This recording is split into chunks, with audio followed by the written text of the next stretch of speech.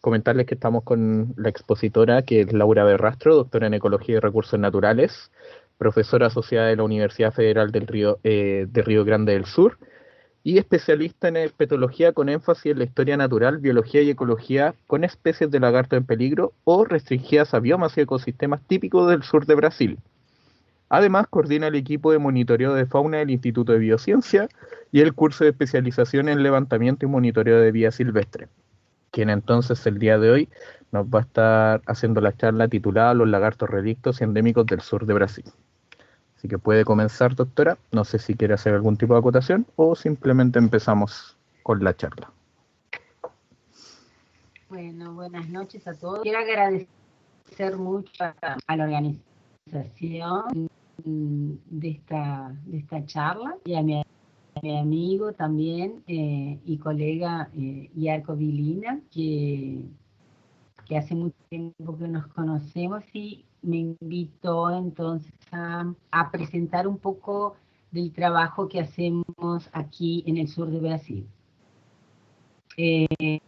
Yo trabajo con lagartos hace mucho tiempo, 35 años más o menos, y me he dedicado principalmente a trabajar con lagartos que viven en estos ecosistemas aquí del sur, que son bien diferentes del resto del Brasil, que son regiones un poco más frías y un poco más, y tienen una fauna bastante típica.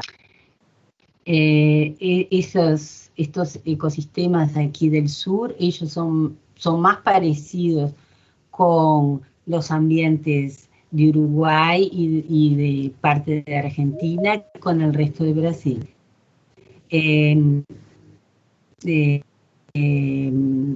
Yo trabajo en la Universidad Federal do Rio Grande do Sur, es una universidad pública y gratuita, y estoy como profesora hace muchos años. Bueno, vamos a empezar entonces. Primero les quería... ¿Qué nos está pasando? Ahora sí. Les quería mostrar acá en el mapa de América a dónde queda Río Grande do Sur, es este que estoy señalando aquí, no sé si están viendo, y que hace frontera con Uruguay, con Argentina, con Santa Catarina, que es el próximo estado aquí de Brasil. Esta parte aquí que está señalizada con rojo es llamada de bioma Pampa. Y es un bioma que se comparte con esa parte de Argentina y con todo Uruguay, que tiene principalmente un clima subtropical o temperado, es un área campestre, ¿no?, que tiene una identificación cultural histórica muy grande y ha sido bastante del resto de Brasil, principalmente con la colonización de europeos, ¿no?, que fue colonizada principalmente por portugueses, alemanes y alemanes italianos, ¿no?, y que se han dedicado principalmente a la explotación pecuaria, a criar ganado. Entonces es son grandes extensiones de campos naturales a donde el ganado pasta, ¿no? Entonces es un bioma exclusivo de Brasil, solo existe aquí y ocupa más o menos el 67% del estado de Río Grande do Sul. Existen diferentes formaciones vegetales, principalmente el bioma Pampa. Entonces yo traje aquí unos paisajes que componen esa campaña, ese Pampa, a donde tenemos morros o cerros aislados de arenito y de granito, ¿no? Tiene grandes extensiones, como ustedes, campo, Aquí hay morros con piedras sueltas expuestas, aquí cubiertas por grandes extensiones de campo. Y tenemos también restingas que son asociadas, dunas, que son asociadas también a este tipo de bioma más cerca de la costa y de la costa de la Laguna de los Patos. Y aquí también predominan las gramíneas, el suelo desnudo. Entonces esos son algunos de los paisajes que podemos ver en la región del bioma Pampa. Como grandes enemigos, digamos así, amenazas que tiene ese bioma, son las grandes plantaciones de soya que han sustituido el campo natural, parques eólicos que, si bien ellos no sustituyen el suelo, pero igual generan ruido tanto subterráneo como corrientes de viento también que han perjudicado la fauna.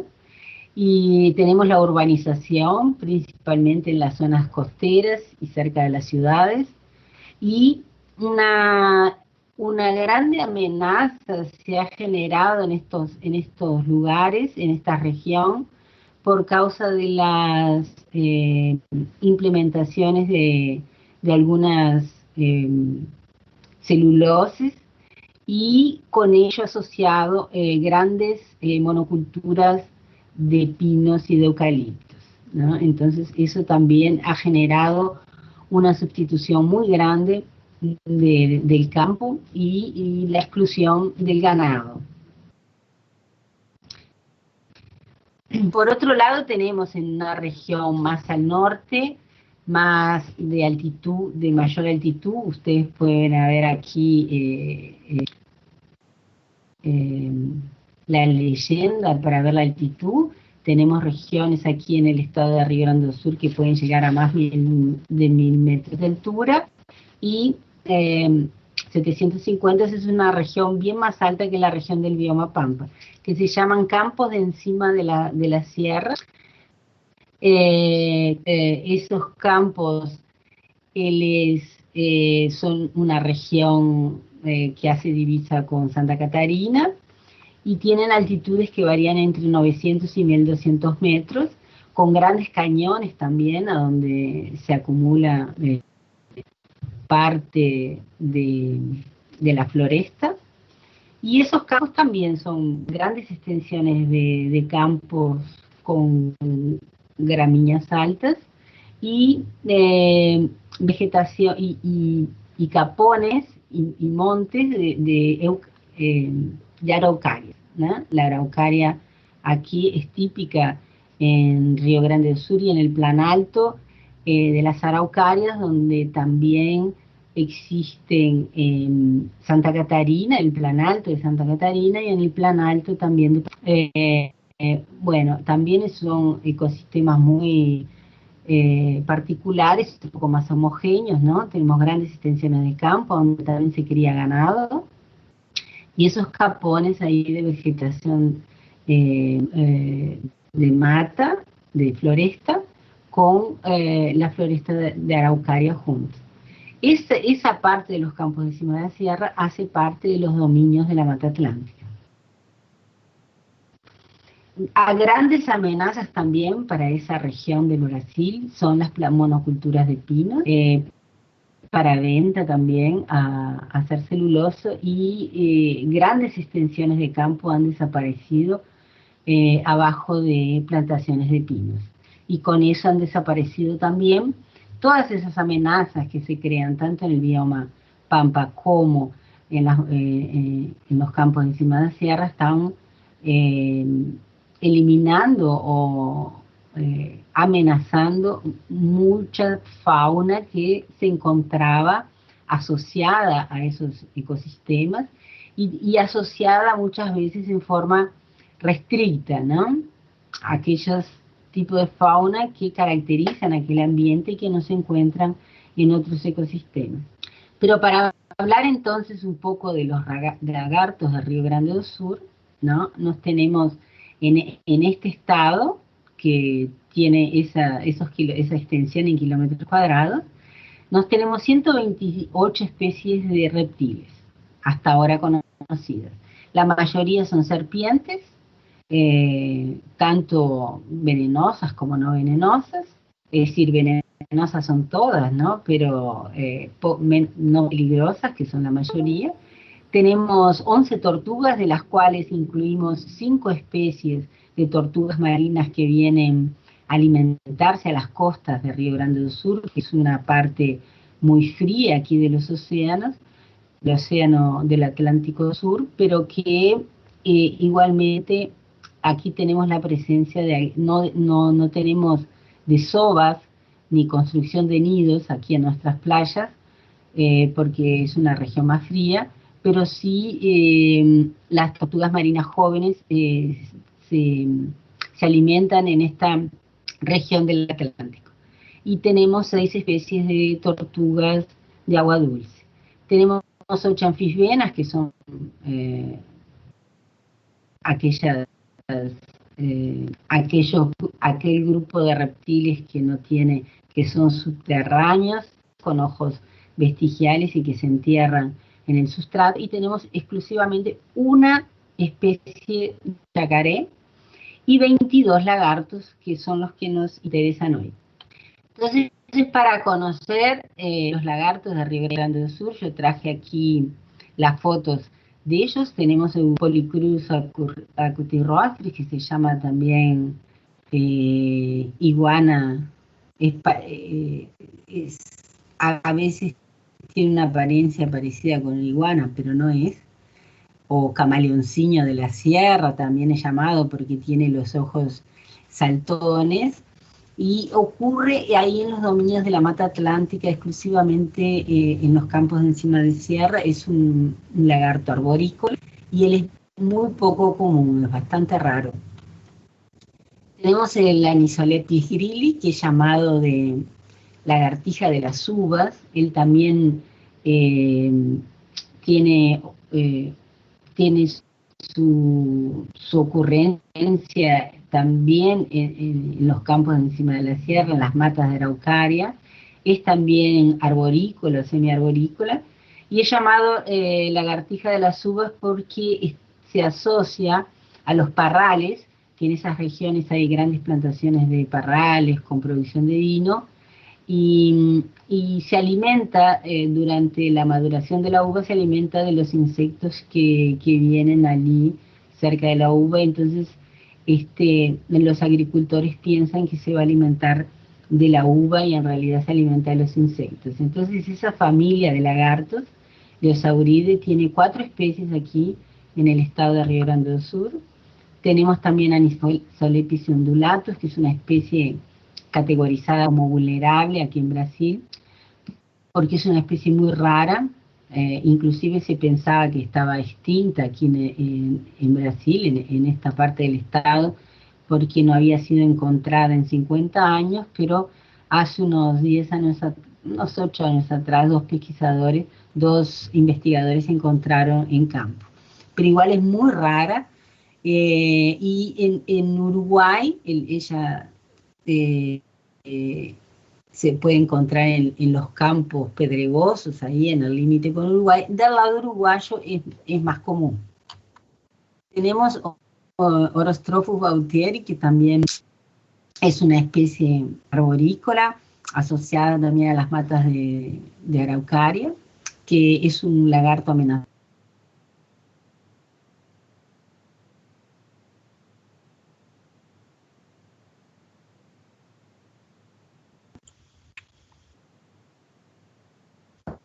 ¿Aló, doctora?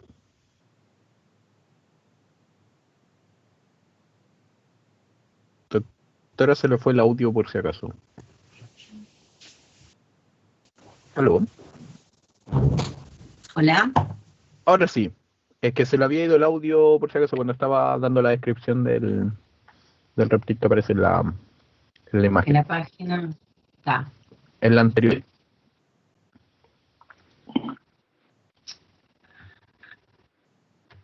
¿Aquí? Sí, a ver, espera un poquito que se... La anterior. En la descripción de ese, sí, ahí se le fue el Está. audio.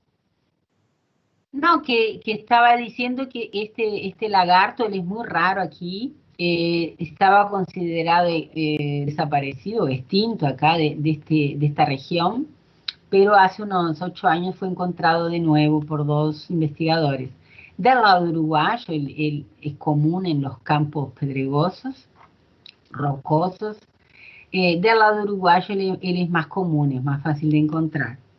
Después tenemos Urostrophus bautieri, que es un lagarto que también está asociada a la mata de Araucaria, que él es considerado vulnerable también aquí, en el estado de Río Grande do Sur, es muy raro de encontrar.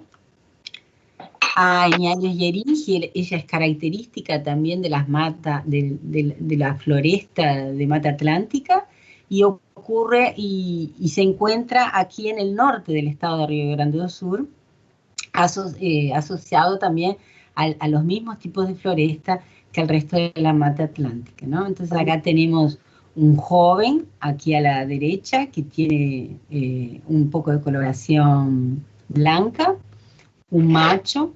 Es muy interesante este lagarto también porque es arborícola, duerme, digamos así, en los árboles y durante el día él forrajea procurando alimento en el medio de esas hojas, de la hojarasca que queda acumulada en el sustrato, y también se han encontrado los nidos en el suelo. Entonces, Laura, no es tan... ¿Hola? soy Yerko. Hoy, Ay, ¿cómo andás?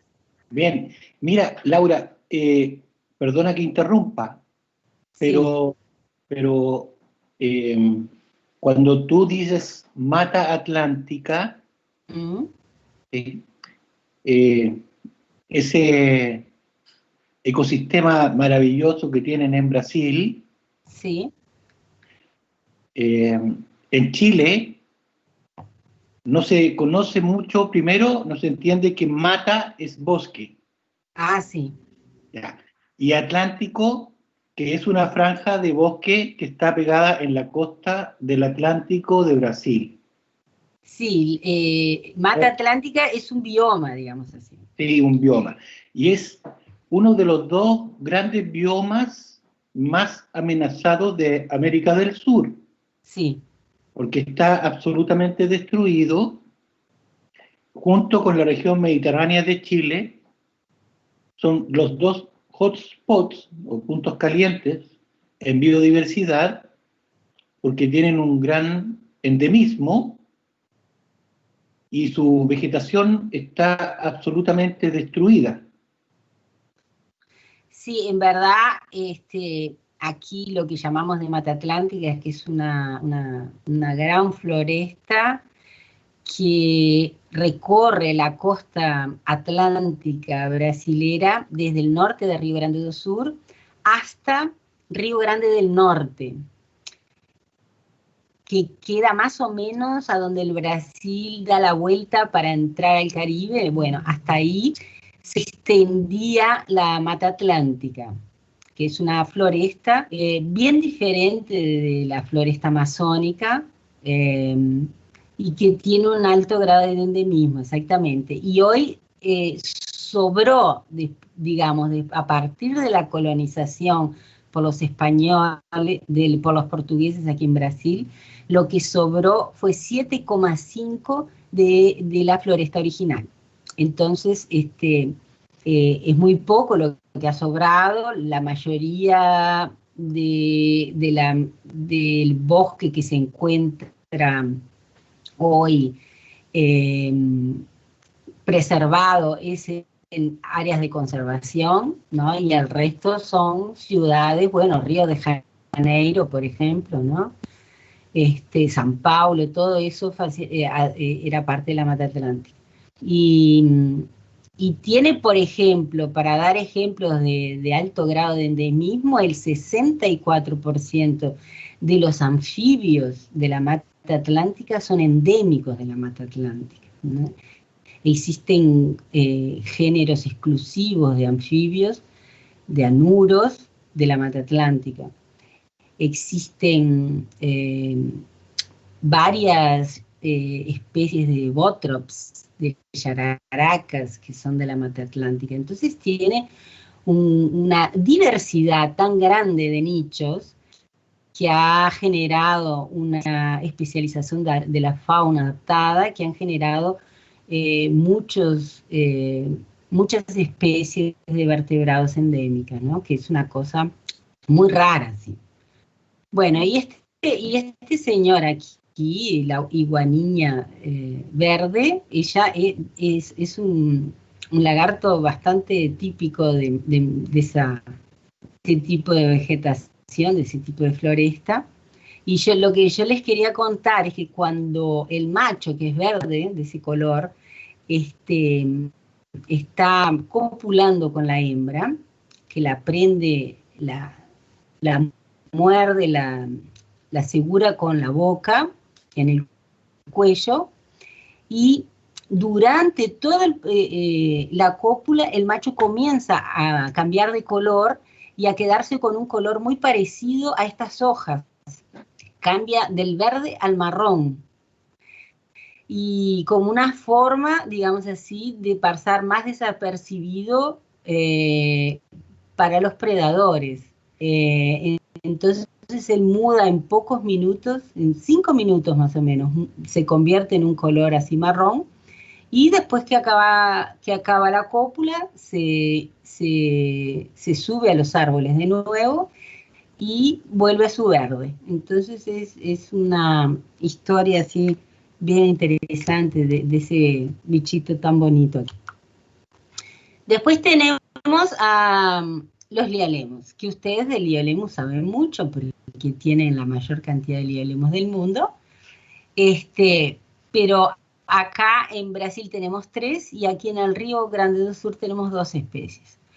Una de ellas es Lialemus tarambarensis, que es el único reptil endémico del estado. Él vive en 4 municipios nada más de aquí de Río Grande do Sur, y es amenazado de extinción. Tenemos Lialemus occipitalis, que está más asociado a las dunas de la región costera atlántica. El otro es más asociado a las dunas de la Laguna de los Patos, que es una gran laguna que tenemos aquí. Y este bichito, entonces, este Lialemus, él se extiende desde Santa Catarina, desde la isla de Florianópolis, y entra un poquito ahí en Uruguay. También es considerado vulnerable, tanto en la UCN como a nivel nacional, como a nivel local. Nocercus azureus, que es un lagarto también de la región de los campos pedregosos, vive asociado a piedras, a rocas. Tropidurus catalanensis, que se llama también lagarto espinoso, que es típico de aquí de la región de Pampa, ocurre aquí en Uruguay, un poco de Argentina.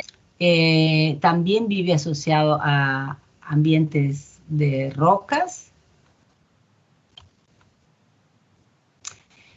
Y tenemos dentro de la familia Geconidae, tenemos Hemidactylus mabuya, que es la lagartija de paredes. Yo no sé si ustedes tendrán esa lagartija ahí, pero es una lagartija introducida, ella no es nativa. Fue introducida en la época de la colonización en barcos negreros que traían los negros de África. Es africana y hoy es prácticamente cosmopolita porque se han dispersado en todos lados, y en general se encuentra asociada a ciudades, pueblos o ambientes de casas, ambientes urbanos. Se esconde en los rincones y pone huevos y no hace nada, no tiene ningún peligro, come mosquitos, cucarachas, arañas. Y tenemos dentro de lo que se llaman geconidios, tenemos esta familia Polydactylidae, que tenemos el Homonoto uruguayensis, que sí es un lagartito aquí, bien del bioma Pampa, ¿no? Asociado a a cerros de granito y vive en las fendas, en las ranuras de las rocas. Él es muy abundante a donde él vive, pero es considerado en el límite porque su ecosistema es bastante amenazado por las plantaciones de eucaliptos y de pinos, y la sombra para estos lagartos de ambientes abiertos siempre es una amenaza, ¿no? Tenemos también de la familia Anguidae, de los lagartos que no tienen patas o que tienen patas vestigiales, que este es Ophioides striatus. Es un lagarto semifosorial, que es decir, vive semienterrado. Tenemos otro, el Ophioides fragilis, y el Ophioides ens. Entonces tenemos por ahora 3 especies, pero está por ser descripta otra de esas ahí. Después en la familia Teide tenemos 4 especies, el Contomastis lacertoides, que también es un lagartito asociado a piedras. Tenemos el Contomastis vacariensis, que es exclusivo también del plan alto de las araucarias, vive abajo de piedras sueltas, y a donde hace su casita, ¿no?, su cueva. Es un lagarto vulnerable, considerado vulnerable, y es muy amenazado por las plantaciones de pinos.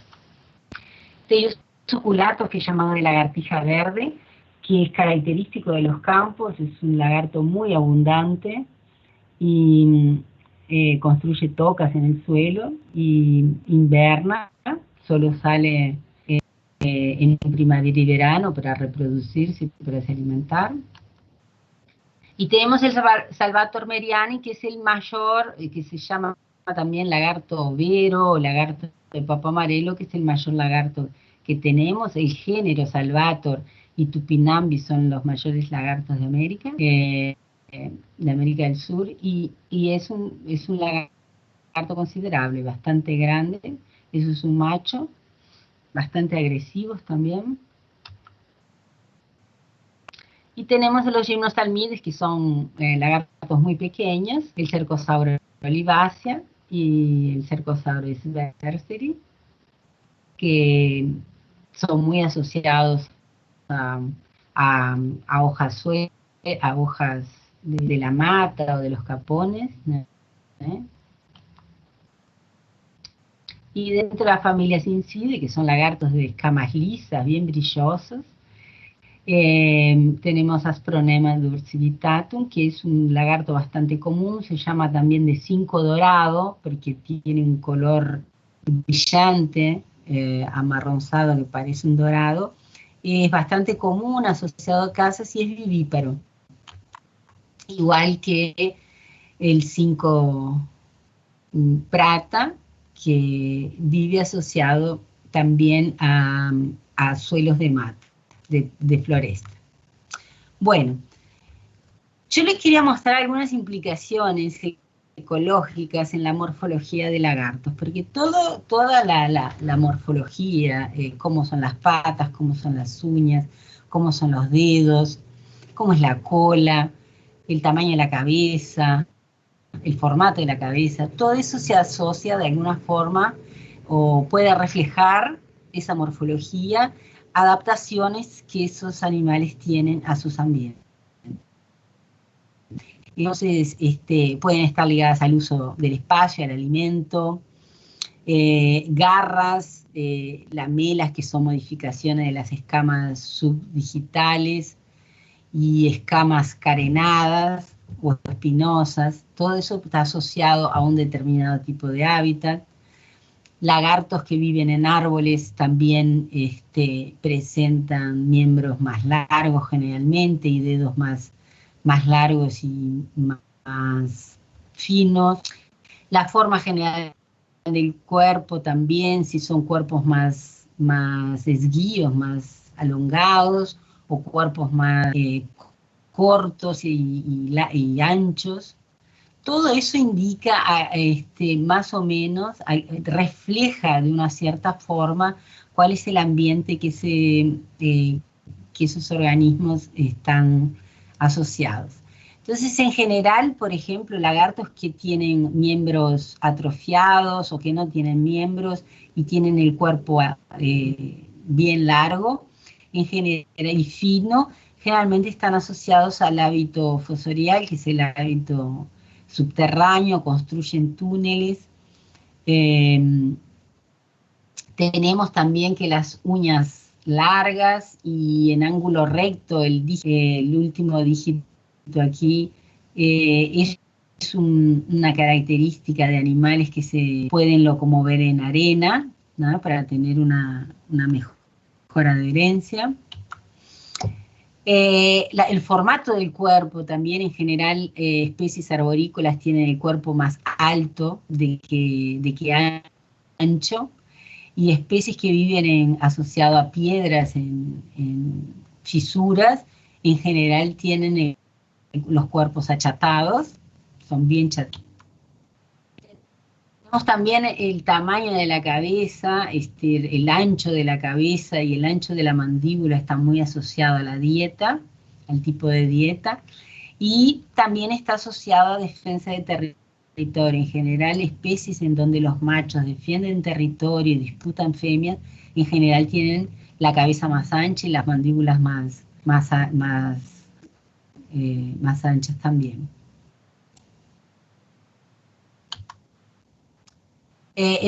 La forma de la cola también tiene mucho que ver con el hábito del animal. Es un órgano que sirve para apoyarse en situaciones de riesgo, sirve también en las interacciones sociales, es muy utilizada en la cópula, en lagartos grandes también es utilizada en peleas entre machos, a veces también para sostener o dejar presa a la hembra en el momento de la cópula. También está asociado a autotomía caudal. Ustedes saben que los lagartos pierden la cola, la mayoría de las especies, y algunas especies la pierden con más facilidad que otras, es un mecanismo de escape de predadores. También tenemos las de los machos son de colores bien vivos, que es una forma de atracción sexual o de dimorfismo sexual también. Entonces, todo eso, el tamaño de los lagartos es muy variado, desde el dragón de Komodo, que puede tener hasta 100 metros considerando la cola, hasta el menor lagarto del mundo, que es un camaleón de Madagascar, ¿no? Que es un dedo. Ustedes ven el tamaño de pocos centímetros que él tiene. Entonces, ocupan todos los tipos de ambientes,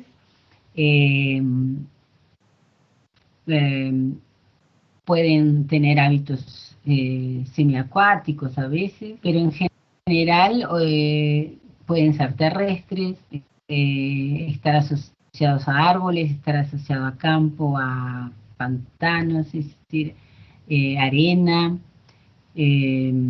floresta, ¿no? Tenemos una gama muy grande de ambientes que pueden ser ocupados también por los...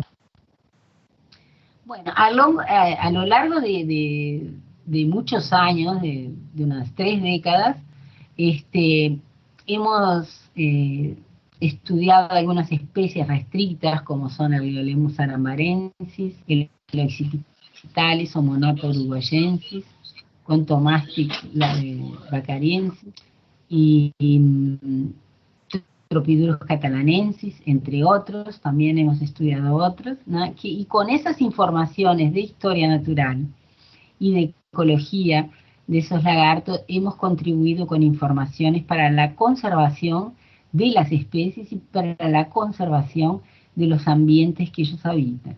Entonces, asociados al Ministerio de Medio Ambiente, al Instituto Chico Méndez, que trata de la conservación de las especies amenazadas, y hemos colaborado en eso. Hemos creado algunos planos de preservación de especies, planos nacionales para conservación de especies de lagartos y de otros reptiles, y de otros, también de otras especies de la fauna, que asociados a los ambientes característicos del Brasil para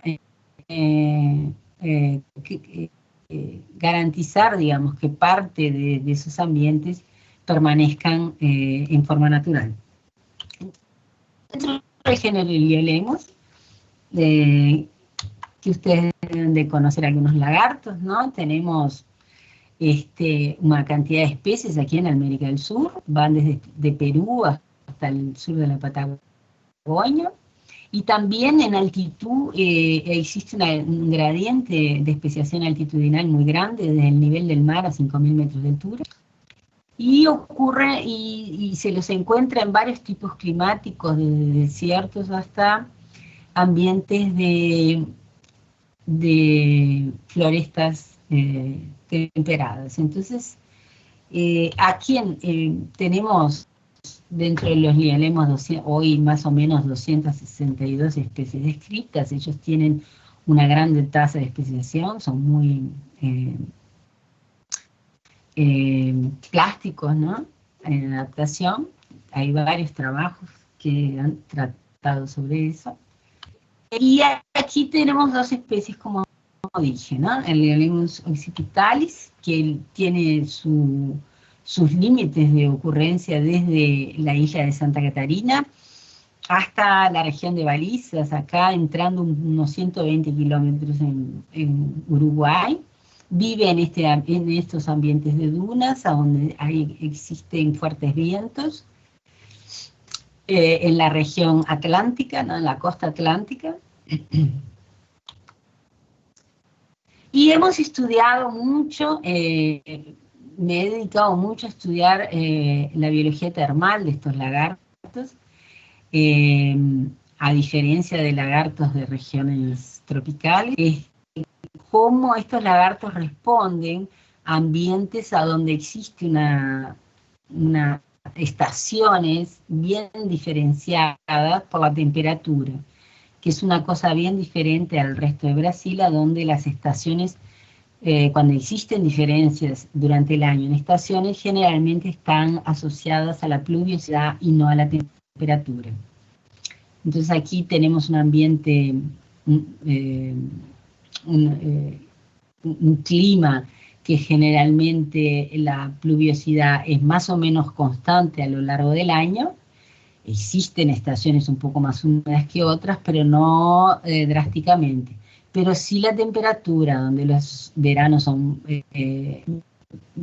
bastante calientes y los inviernos son bastante fríos. Entonces, Liolemos occipitalis, por ejemplo, que está asociado a un ambiente bien abierto, con un viento bien fuerte, principalmente en la época de otoño e invierno, y con una estación fría bien marcada, con unas temperaturas mínimas que pueden llegar a 0 grado, presentó en estos años que estudiamos, en el 98, 99, presentó una temperatura, todos los reptiles ustedes saben que son ectotérmicos y que obtienen principalmente su calor de las fuentes externas. Entonces, no existe una temperatura única a la cual ellos realizan todas sus funciones vitales, pero existe una faja de temperaturas óptimas a las cuales ese lagarto circula en actividad. Entonces, tiene actividad en una faja de temperaturas que varían más o menos, o tiene una media más o menos de unos 30 grados, 31, ¿no? Entonces, aquí ustedes ven que estas son las fajas de temperaturas donde los lagartos están más activos. Analizamos también que esa temperatura óptima ha variado a lo largo de las estaciones, ¿no? Siendo seguramente la temperatura más baja media corporal encontrada entre los individuos durante el invierno, y que eso estuvo muy asociado a las temperaturas ambientales, que son el aire y el sustrato, ¿no? El sustrato arenoso blanco no, pero muy claro, absorbe bastante calor y posibilita que ese lagarto que se entierra con mucha facilidad se consiga acompañar obtener temperaturas hasta de 30, 28 grados centígrados, inclusive durante el invierno. Y también observamos y medimos la temperatura a lo largo de las horas del día en diferentes estaciones, y cómo esa temperatura fluctuaba, la temperatura del cuerpo de los lagartos fluctuaba junto con las temperaturas del aire y del sustrato. Y sin duda la temperatura del sustrato aparentemente acompañó más la temperatura media de los lagartos a lo largo de las horas que la temperatura del aire. Acá ustedes ven que no encontramos ningún individuo activo durante las primeras horas del día en invierno, y sí a partir que la arena consiguió tener temperaturas elevadas, es que los lagartos también aumentaron sus temperaturas y pudieron tener una cierta actividad para alimentarse y principalmente para alimentarse, porque en el invierno ellos no se reproducen. Conseguimos calcular también las temperaturas del cuerpo, cómo respondían a las temperaturas ambientales, o cuál sería el factor abiótico de temperatura, cuál de los dos, si el sustrato, la arena o el aire, serían la fuente principal de calor en estos lagartos, ¿no? Entonces nosotros vimos que la fuente principal de calor, ya sea el aire o el sustrato, varió a lo largo del año. Y aquí en invierno, por ejemplo, nosotros podemos observar que la temperatura del aire no tuvo ninguna relación con la temperatura, o no tuvo relación, digamos así, no ninguna relación significativa con la temperatura del aire, y sí la temperatura del sustrato explicó mucho mejor la temperatura del cuerpo que consiguieron los lagartos. Entonces, esa fuente de calor varía a lo largo del año y depende de las condiciones del microclima que ofrecen esos ambientes, ¿no? No sé si están entendiendo, si están escuchando. Bueno, hicimos un trabajo parecido con Leolemus arambarensis, pero nos dedicamos mucho más tiempo y tenemos un proyecto de larga duración de monitoramiento de esta especie en la naturaleza. Y como yo les conté, es extremadamente restricto a estos 4 municipios de esta región oeste de la Laguna de los Patos. El origen geológico de estas lagunas es más antiguo que de la planicie costera donde ocurre el otro Leolemus.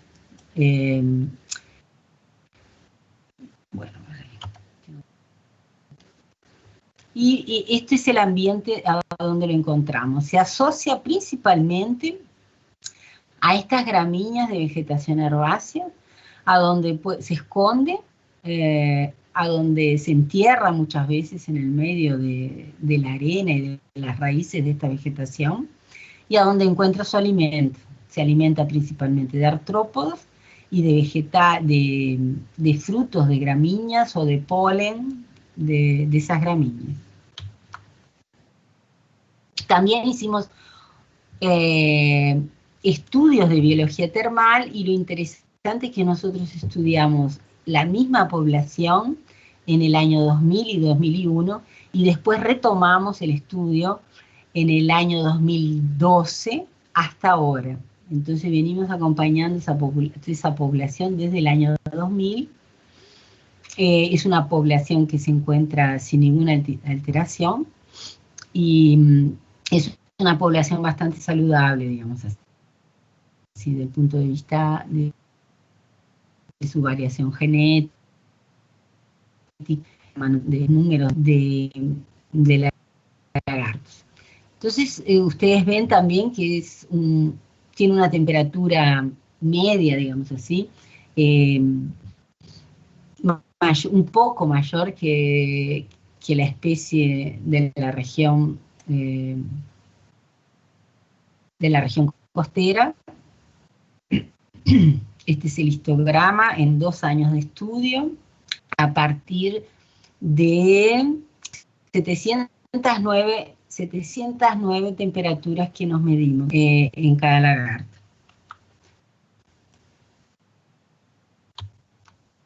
Ahí después tenemos otro histograma que representa la temperatura en un trabajo que fue hecho entre 2013 y 2016, a donde fue registrada una temperatura media un poco menor, una mínima de 17 grados. Ustedes ven que con 17 grados todavía existen lagartos activos, y hasta 41 grados también están activos, pero que la faja de temperaturas preferenciales es entre los 31 y los 35 grados. Ahí es que este lagartito funciona fisiológicamente y cumple sus funciones vitales. También estuvo asociado las temperaturas corporales, a la temperatura del aire, a la temperatura del sustrato. Y una cosa interesante que en un trabajo descubrimos es que la temperatura del cuerpo en este lagarto generalmente está más asociada a la temperatura del aire que a la temperatura de la superficie. Entonces, en esta regresión múltipla nos encontramos de que 47% más o menos de la temperatura del cuerpo fue explicada por la temperatura del aire. Y en lagartos no enterrados, en lagartos activos que no estaban enterrados en la arena. Y en lagartos enterrados en la arena, también la temperatura del aire explicó mucho mejor la temperatura del cuerpo que la temperatura de la superficie de la arena y la temperatura a 5 centímetros de profundidad.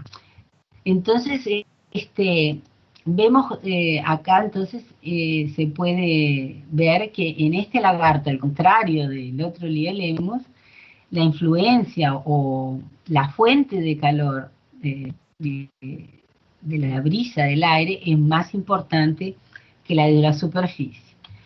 Y nosotros tenemos una idea de que en este lado de la Laguna de los Patos y en esas dunas, la temperatura llega a valores altísimos de 60, 65 grados, lo que el lagarto evita para no morirse. Ustedes saben que los reptiles a más de 45 grados de temperatura se mueren, ¿no? No soportan más de 45 grados corporales de temperatura. Entonces, temperaturas escaldantes, muy altas de la arena, serían mortales a estos lagartos.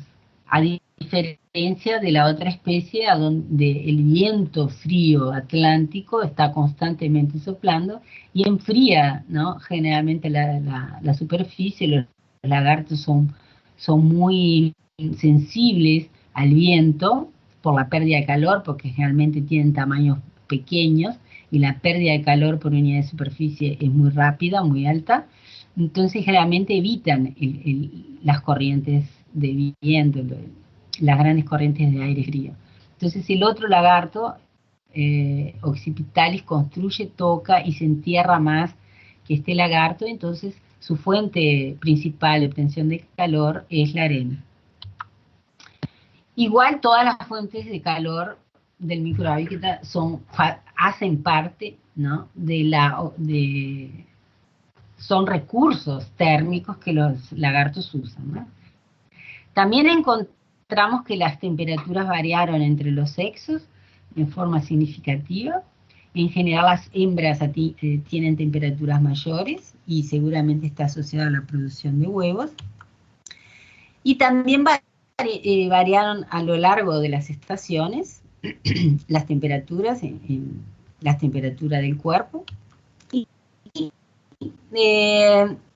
acá vemos cómo la temperatura de la cloaca varía, es decir, la temperatura del cuerpo varía en relación al aire y al sustrato.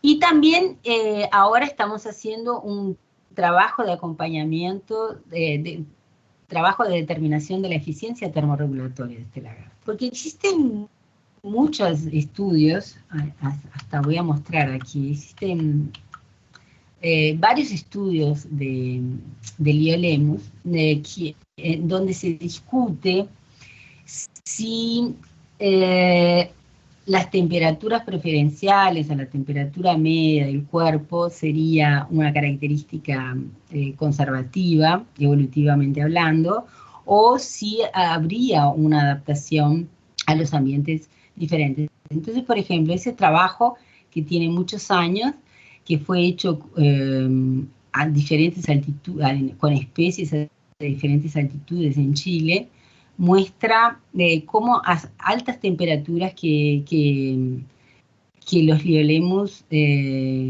tenían de temperaturas corpóreas medias y su pequeña variación a diferentes altitudes, a donde supuestamente los recursos térmicos eran diferentes y a donde las temperaturas mínimas y máximas eran muy diferentes, ¿no? En compensación, el Liolemus helanicus, que vive en Tierra del Fuego, tenía temperaturas significativamente más bajas. Aparentemente, el Liolemus lutze, que es el Liolemus de Río de Janeiro, tenía también más o menos próximas. Entonces, existe una discusión en la literatura si la temperatura de funcionamiento, es decir, donde funcionan fisiológicamente los organismos, a donde hacen sus actividades vitales como reproducción, procura forrajeamiento para buscar alimento, se movimentar en el ambiente, esa faja de temperaturas es conservativa y en especies del mismo género son muy parecidas, o si los organismos o los lagartos tienen capacidad de adaptarse a los ambientes y con eso variaría su temperatura óptima, sus temperaturas preferenciales, de acuerdo con la oferta de nichos térmicos que hay en determinados tipos de ambientes. Entonces, eso es una discusión. Acá hay otro trabajo que fue realizado por un pesquisador chileno también, con 10 especies de Liolemus, y él trabajó mucho también con diferentes altitudes, entre 1500 y 3000 metros de altura, ¿sí? Y cuál sería, cómo estaría limitada la obtención de calor. Más, en este trabajo él vio que se seleccionan microhábitats de forma que los lagartos consiguen obtener temperaturas óptimas o preferenciales altas, igualmente en ambientes muy fríos. Todos esos lagartos son asociados principalmente a piedra, que es un ambiente que eleva bastante las temperaturas cuando el sol está presente. Por otro lado, este trabajo con labras, ahí ya encuentra diferente, una grande variedad de temperaturas altas con temperaturas ambientes bajas, ¿no? Entonces, contraponiendo a eso, ¿no? Aquí nosotros tenemos dos especies de lagartos Liolemus que presentan temperaturas preferenciales bastante más bajas que otras encontradas en otras especies Liolemus. Entonces, nos preguntamos, Liolaemus arambarensis es un lagarto que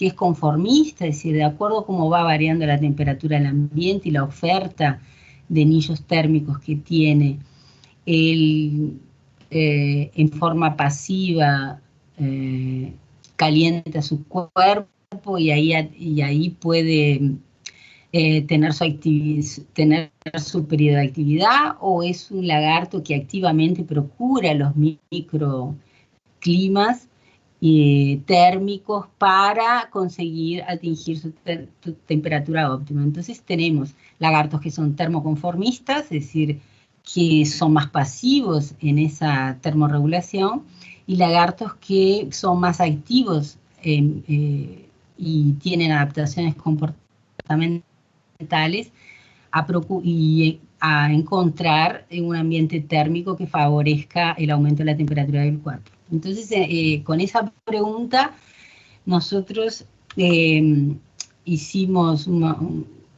obtuvimos temperaturas operativas en campo a través de modelos de cobre que pintamos, pusimos un data logger adentro de un tubo de cobre y lo pintamos del color del lagarto y obtuvimos entonces las temperaturas operativas, que serían aquellas temperaturas que el lagarto tendría si estuviera todo cerrado, ¿no? El metabolismo, las actividades, todo. Y la temperatura preferencial en laboratorio, donde fue ofrecido un gradiente de temperaturas, y cuál fue la temperatura preferencial que esos lagartos se mantuvieron. Entonces, a través del protocolo de Hertz, nos obtuvimos un índice que se llama índice de eficiencia termorregulatoria, a donde aparentemente el lagarto Liolaemus arambarensis le atingió un índice de 0,43, que sería un termorregulador moderado. Es decir, cuanto más cerca de 1 ese índice, más activo es el lagarto en obtener su temperatura. Y cuanto más cerca de 0, más pasivo y más termoconformista sería. Entonces, en eso estamos. Vamos a continuar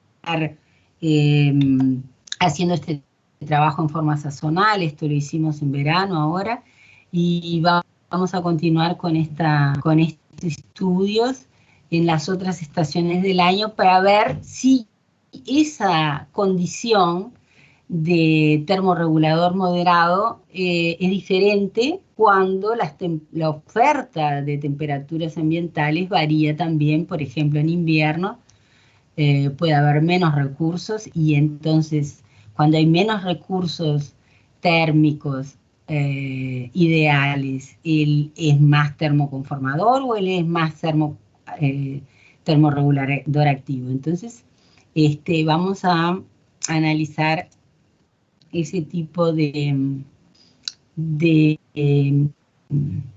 características de este lagarto, que también pueden estar muy asociadas a mudanzas de clima, ¿no? Mudanzas climáticas que puedan venir a afectar la sobrevivencia de esta especie, ¿no? Bueno, aquí hice algunas comparaciones de las dos especies, ¿no? Las dos especies tienen variaciones sazonales de la temperatura corporal.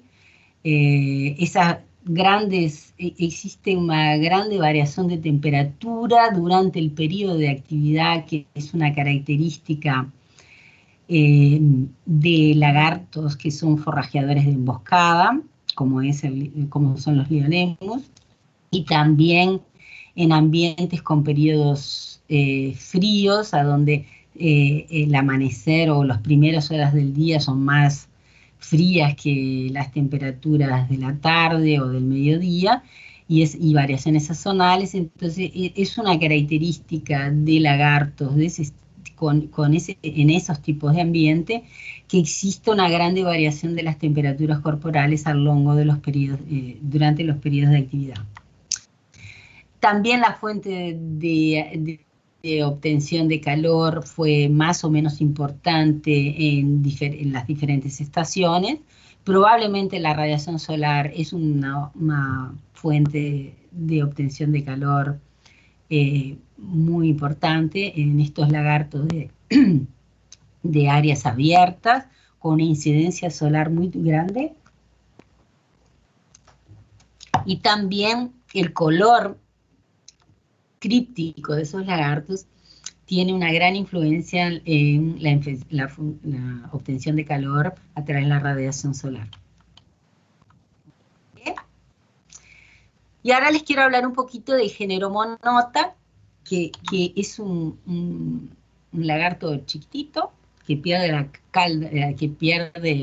la cola con mucha facilidad y que tiene lamelas adhesivas en la parte ventral de los dedos, de los dígitos, con las que se adhiere a las superficies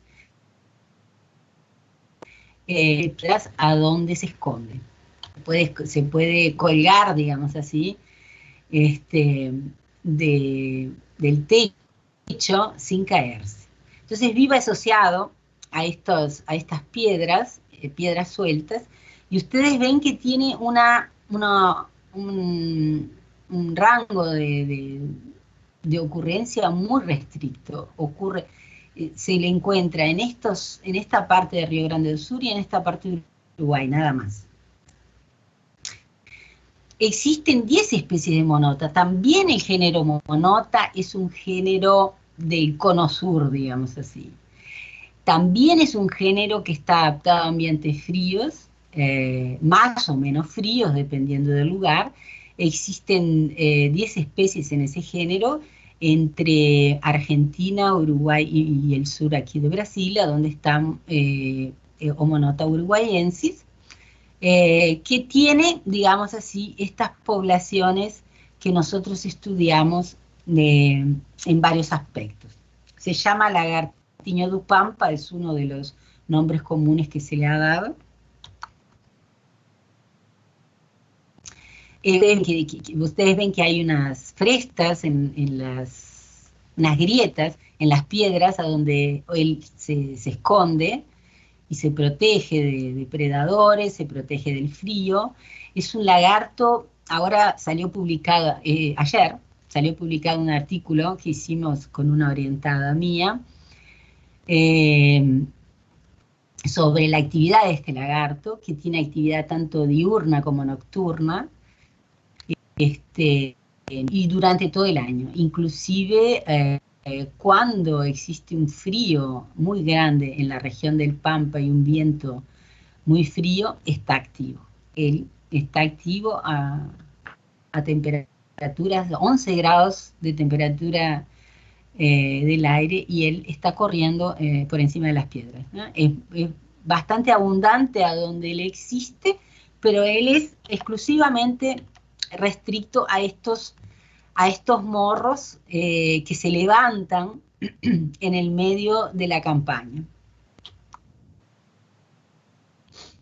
Le gustan las fendas, como yo dije, las grietas, entonces acá lo vemos, tiene el cuerpo achatado, dorso ventralmente, que le facilita ocupar este tipo de escondite.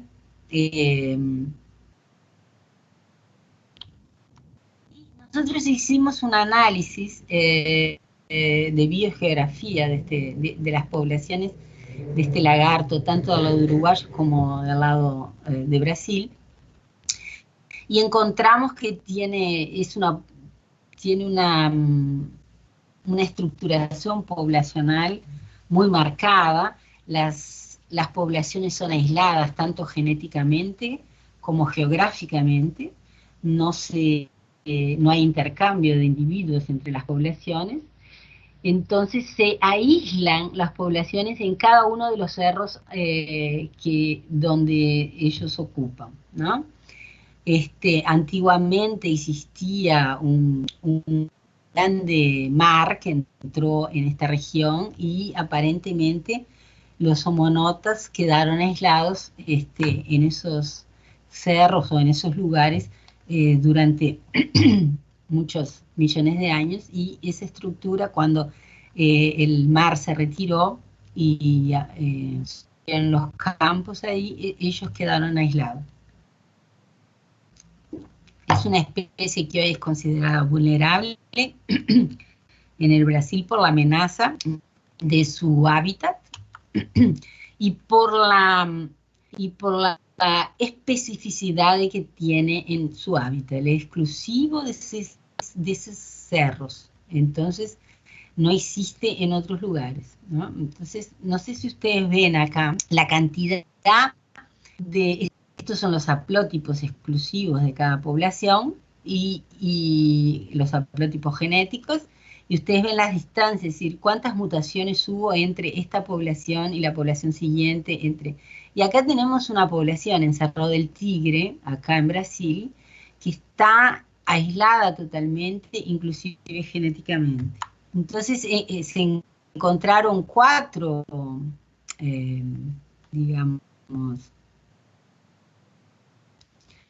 cuatro grupos, ¿no?, que podemos diferenciar genéticamente con estudios del citocroma B y el citocroma 12S, y después otra alumna hizo con nucleares, y también se formaron esas cuatro liñajes, no sé cómo se dice, diferentes, ¿no? Entonces hoy nosotros estamos describiendo esa especie de Cerro del Tigre como una especie nueva y como un ejemplo de especie críptica, es decir, esas especies que morfológicamente son muy difíciles de diferenciar, pero que tienen diferencias genéticas bien marcadas y están muy aisladas. También hicimos la biología termal de este lagarto. Ustedes ven que tiene una temperatura media muy baja, ¿no?, unas preferenciales bastante bajas.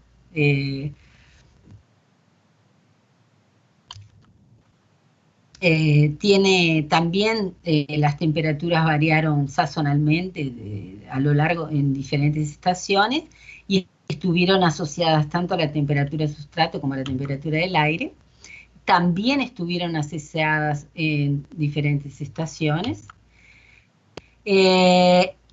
Tanto el aire como el sustrato fueron fuentes importantes de obtención de calor para este lagarto, que es un lagarto más saxícola, que es decir, un lagarto que ocupa ambientes de piedras, y el sustrato es muy importante para la manutención de calor, principalmente las grietas, que durante la noche, cuando él está activo, las grietas mantienen la temperatura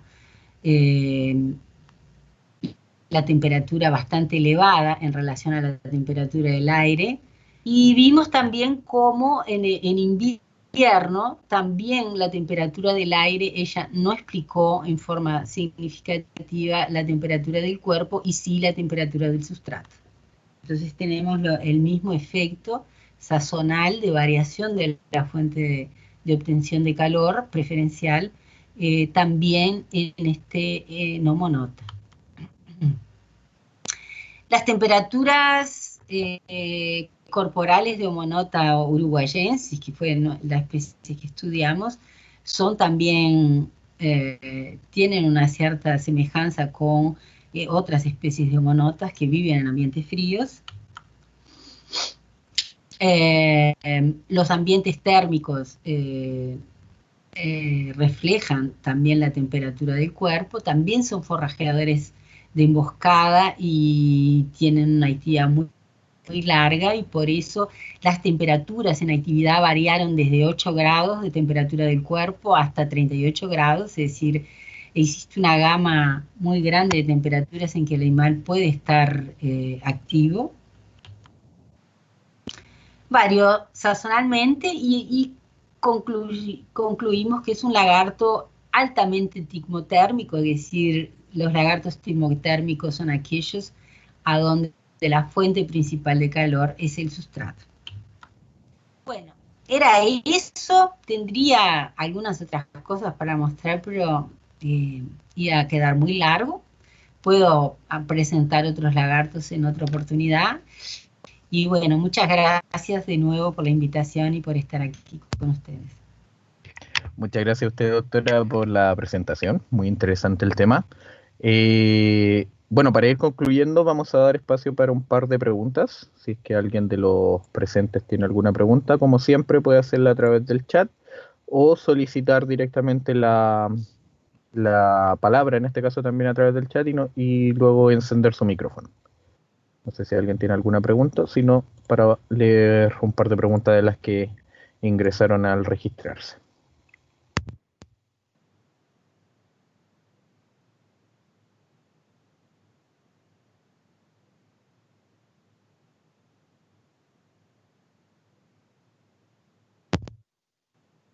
¿Hay alguna pregunta?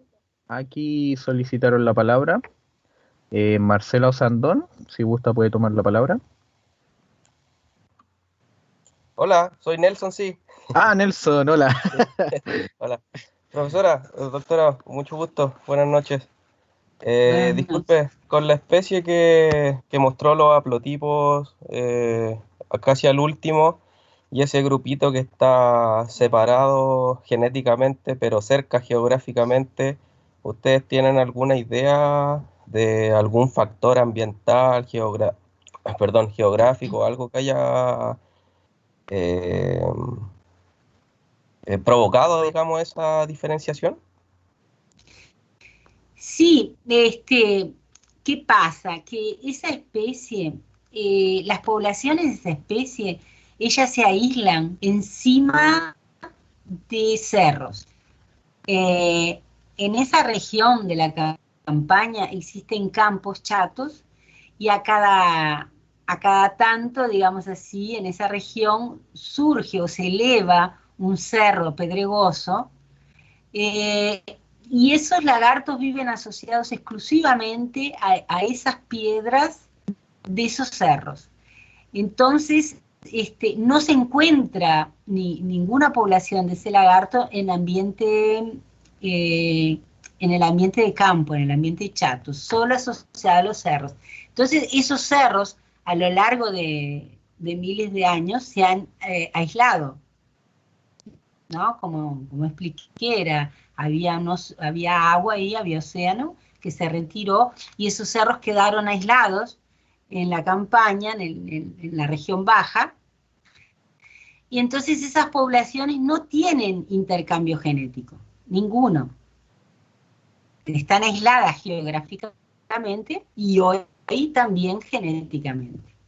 Entonces, inclusive mi compañero de estudio, que es un profesor, un pesquisador, un investigador en genética, a él le parece que hay 4 especies que se formaron por esas 4 lineajes que son aisladas genéticamente.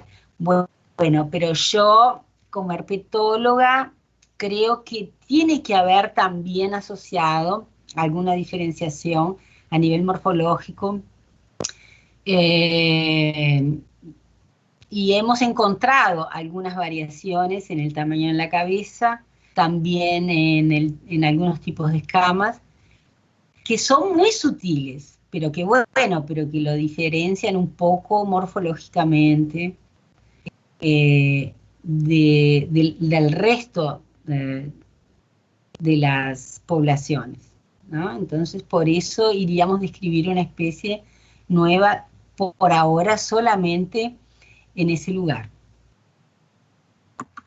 Súper, súper, muchas gracias.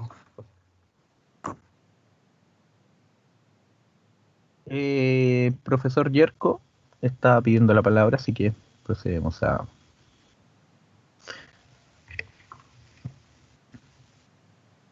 Sí, profe, tiene que encender su micrófono y hacer la pregunta solamente. Ahorita tengo un problema con la presentación porque hay Hay una parte que no logro entender. Mm. El grupo Liolaemus probablemente evoluciona en concomitancia con la evolución obviamente de la Tierra, particularmente la cordillera de los Andes, especia muy fuertemente hacia el Pacífico, un poco más hacia el Atlántico. ¿Y cómo llegan a Brasil? Porque, claro, yo conozco los Liolaemus de Argentina, he estado ahí con Ávila, ¿no? Metido en las cordilleras de Argentina, pero ¿cómo llegaron a la costa de Brasil? Eso no lo entiendo. Esa es mi pregunta. Bueno, existe un... a ver si yo tengo aquí... Digamos, los lagartos de Brasil, los Liolaemus de Brasil, ellos son del grupo Big Mani, que es el grupo de las lagartijas de arena, asociadas a arena. Porque existen otros grupos de Liolaemus que no son asociados a arena. Pero estos, los brasileros y los lagartos uruguayos de Liolaemus, son asociados a ambientes de arena. El más generalista, digamos así, en términos de ambiente, sería el Liolaemus Big Mani, que sería el grupo base de esos lagartos de arena.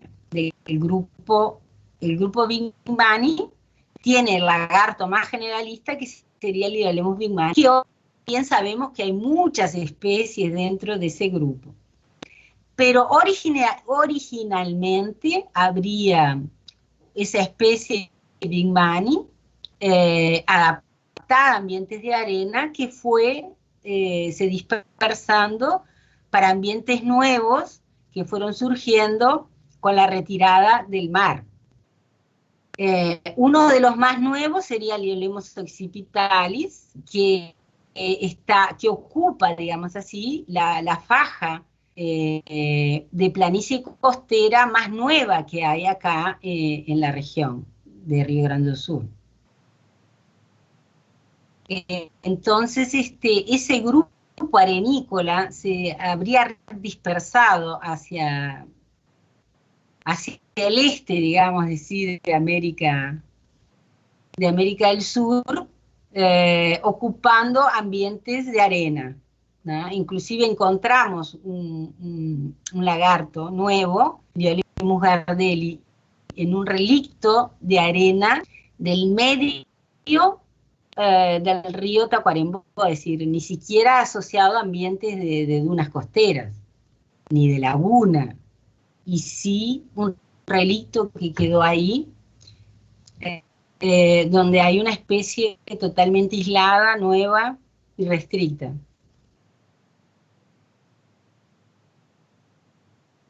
No sé si te convencí alguna cosa, Yarko. Creo que un poquito. Bueno, para ir terminando entonces, hay una última pregunta en el chat de parte de Cristóbal Aravena. Dice, buenas noches doctora, mi pregunta es la siguiente. ¿Qué tan afectados se encuentran actualmente hoy estos lagartos productos del cambio climático? Bueno, eso es lo que estamos intentando acompañar con este monitoreo que estamos haciendo a lo largo de años. En 2000, yo dije, esa población empezamos a estudiarla en el año 2000 hasta el 2002, y después en 2002 empezamos a trabajar de nuevo hasta ahora. Y publicamos en diciembre un artículo sobre la biología termal y la actividad de ese lagarto. ¿Y qué encontramos? Encontramos que en un invierno atípico, porque las mudanzas climáticas no solo se reflejan en aumento de temperatura, a veces se reflejan en variaciones de la temperatura normal, digamos así, de la estación, a donde comienzan a haber extremos climáticos, con por ejemplo, veranos muy calientes o inviernos muy fríos. Entonces detectamos en 2006 un invierno muy frío, atípicamente frío, que se reflejó en la actividad de este lagarto, y ahora existen dos alumnos míos, uno que va a ser el estudio fisiológico con cuál que serían las temperaturas límites para la sobrevivencia, y otro alumno que está analizando los datos de población, porque verificamos que en ese invierno se reflejó en el año siguiente la condición corporal de los animales fueron más chicos en la generación siguiente, y fueron menos abundantes. Entonces vamos a analizar las tasas de sobrevivencia y otras cosas. Entonces estamos pero, ¿qué es lo que te puedo decir? Sí, estarían amenazadas por población, por ocurrencia o por la existencia de de extremos de temperatura, aumento de humedad también, que aumentaría la vegetación. Existe una área del Iolemos arambarensis donde el suelo fue totalmente compactado por vegetación rastrera. La localidad tipo el suelo fue compactado, entonces la especie desapareció de esa área por el aumento de humedad, aumento de lluvias, y eso es una mudanza climática. Y también por el aumento del nivel del mar, cuando estamos hablando del Iolemos occipitalis, que tiene su hábitat ahí en las dunas costeras del Atlántico. Entonces, el aumento de los niveles del mar pueden también afectar el hábitat de él. Entonces, te diría que sí, que en varios sentidos, esos lagartos pueden estar amenazados por las mudanzas climáticas. Jaime, Sí, profe. me gustaría hacerle una pregunta a la doctora Berrastro. Hay una antes, sí, profe. Última pregunta. Ya, la última pregunta. Porfa. Mira, es que es muy interesante porque Laura habla muy relajadamente sobre bosques de araucaria en Brasil. Los chilenos, los argentinos, creemos que somos los únicos que tenemos bosques de araucarias. ¿Me escuchan? ¿Sí? Laura, ¿me escuchas? Sí, te escucho. Está. Yo llegué a Curitiba y cuando empezó a encender el avión y empecé a ver que había unos bosques de araucaria en Brasil, y yo iba de pantalón corto y nosotros decimos chalas, o sea, me empecé a dar cuenta que Brasil no era tropical, no era Río de Janeiro. ¿Ah? Hay mucha región en Brasil que no es tropical. Entonces, tú hablaste de los lagartos de que evolucionaron en los bosques de araucaria, que son arborícolas, Sí. de ambientes fríos. ¿Tú has hecho una comparación ecofisiológica, ecológica de ellos con los bosques, con la fauna herpetológica que habita en Chile y Argentina en los bosques de araucaria? No he hecho. Misil. He estudiado lagartos del plan alto de las araucarias, he hecho trabajos, esos mismos trabajos de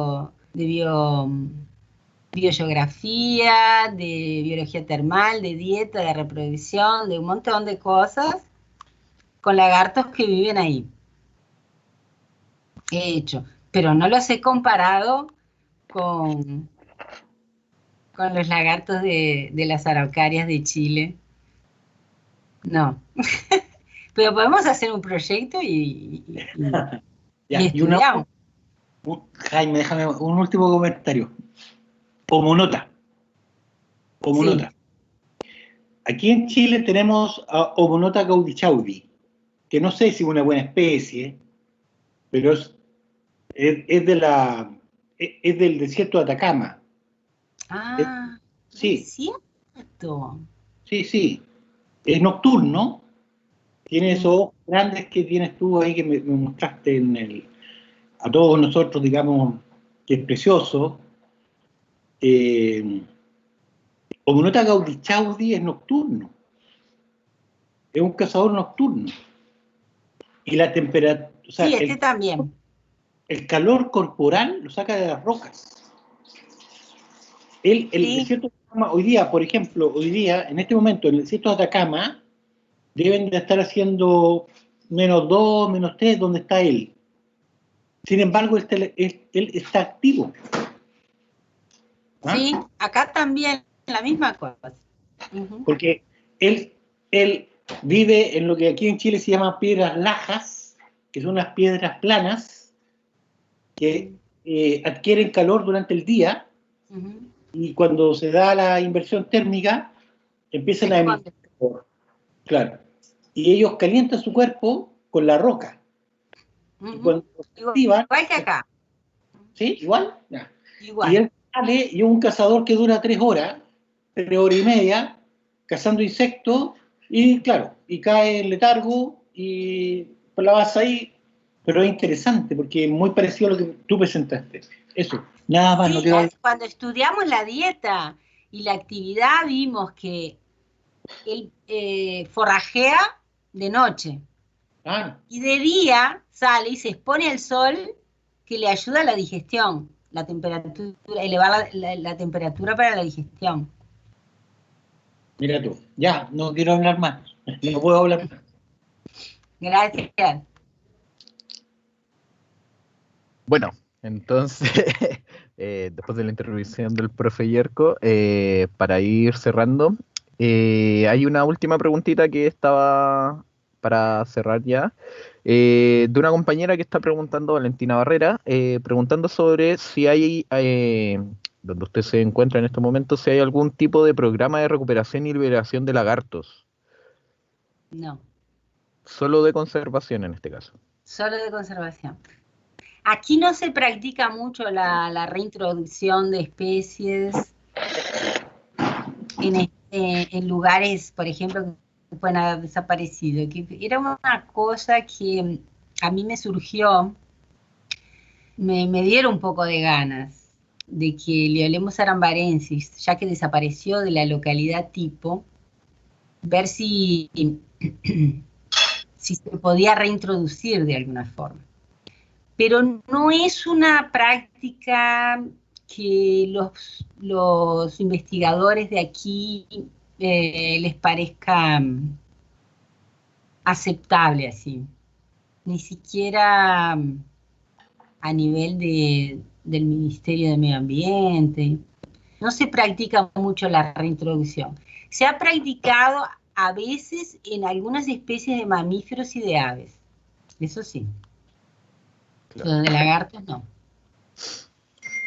Claro. Pero consulta, ¿eso es a modo general entonces? ¿No solamente en Brasil, en todo el país? ¿O es solo como en el área de donde usted se No, en encuentra? Brasil en general. En Brasil en general, claro. Bueno, entonces, ya para ir cerrando, agradecerle nuevamente de parte del equipo de ADEFAS, en este Bueno, caso, muchas agradecerle gracias. también al profe Yerko, ya que gracias a él entonces pudimos tenerla a usted invitada. Y bueno, como siempre, también agradecerle a todos los que eh, están activos y participan constantemente de estas charlas. Dejarlos invitados porque lo más probable es que el próximo jueves ya tengamos a otro invitado o invitada. Ahí tenemos que ir viendo. Y como siempre, esto lo vamos a ir avisando a través de nuestras redes sociales para que estén atentos. Y ya que usted lo autorizó, vamos a dejar entonces la grabación. Bueno, ahí usted me indica si es que quiere la grabación, pero de todas formas nosotros esta la vamos a subir a nuestro canal que nos hicimos especialmente para subir estas charlas, tanto a YouTube como a redes sociales, ¿ya? Para que ahí puedan Bueno, revisarla. Y bueno, muchas gracias, doctora, por la interesante charla del día de hoy, y agradecerle también al Nelson y a la Marce personalmente por el constante apoyo y siempre estar ahí compartiendo nuestras charlas para que llegue a más gente. Bueno, muchas gracias. Espero les haya gustado.